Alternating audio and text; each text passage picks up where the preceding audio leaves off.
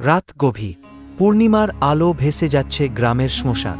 ঠিক সেই রাতে অর্ঘ্য নামের এক যুবক চ্যালেঞ্জ নিয়েছিল শ্মশানের বটগাছের নিচে এক রাত কাটানো। বটগাছটি পরিচিত ছিল ভূতের বটগাছ নামে।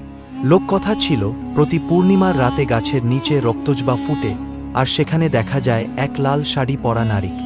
অর্ঘ্য ভয়কে পরাজিত করতে চেয়েছিল। মধ্যরাতে হঠাৎ করেই অর্ঘ্য শুনতে পেল এক অদ্ভুত হাসি। চোখ খুলে দেখে লাল শাড়ি পরা এক নারী ধীরে ধীরে তার দিকে এগিয়ে আসছে। তার পা মাটির ছোঁয়া পাচ্ছে না। নারীর ঠোঁটের কোণে এক অসু হাসি। অর্ঘ্য চিৎকার করে উঠে দৌড় দিতে গিয়েও আটকে গেল। পা দুটো যেন মাটি চেপে ধরেছে। নারীর হাত বাড়িয়ে বলল, তুমি আমাকে ডেকেছ, এবার ফিরে যাওয়ার পথ নেই। পরদিন সকালে শ্মশানের লোকেরা বটগাছের নিচে অর্ঘ্যের নিথর দেহ খুঁজে পায়। তার মুখে গভীর আতঙ্কের ছাপ। রক্তজবা ফুলের মাঝে পড়ে থাকা অর্ঘ্যের দেহ